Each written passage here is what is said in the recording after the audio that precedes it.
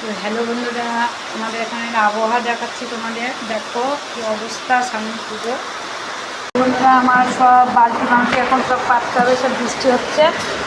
এই যে সব সিঁড়ির উপরে খুব বৃষ্টি হলে সব জল পড়ে, অন্ধকার হয়ে গেছে একদম। সিঁড়িতে খুব জল পড়ে, হাঁড়ি বালতি সব পাততে হয়, নাহলে জল গড়ে নিচে চলে যায়।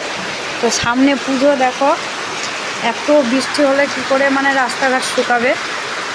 আমার ওই দোতলার পাইপ লাগানো হয়নি, ওই কারণে জল গড়ে একবারে ঘরের মধ্যে চলে আসছে ওপরে।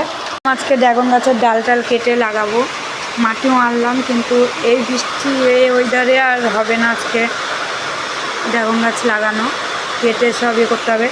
এই যে এই ডালগুলো সব কাটতে হবে। আমি আগে জানতাম না যে মানে এটা ছেটে দিতে হয়, তো অনেক ড্রাগন হতো এবার।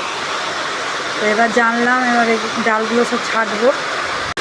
আমাদের এখানে ওয়েদার দেখো, বৃষ্টি হয়েছে, রাস্তাঘাটের অবস্থা দেখো, আর কেমন জোরে বৃষ্টি হচ্ছে, বিশাল জোরে বৃষ্টি হচ্ছে।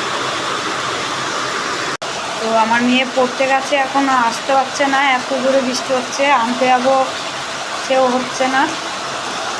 হঠাৎ মেঘ করে বৃষ্টিটা চলে আসলো, মেয়ে পড়তে থেকে আসার টাইম হয়ে গেছে, কিন্তু আনতে যেতে পারছি না। সামনে পুজো, এরকম বৃষ্টি কারো ভালো লাগে?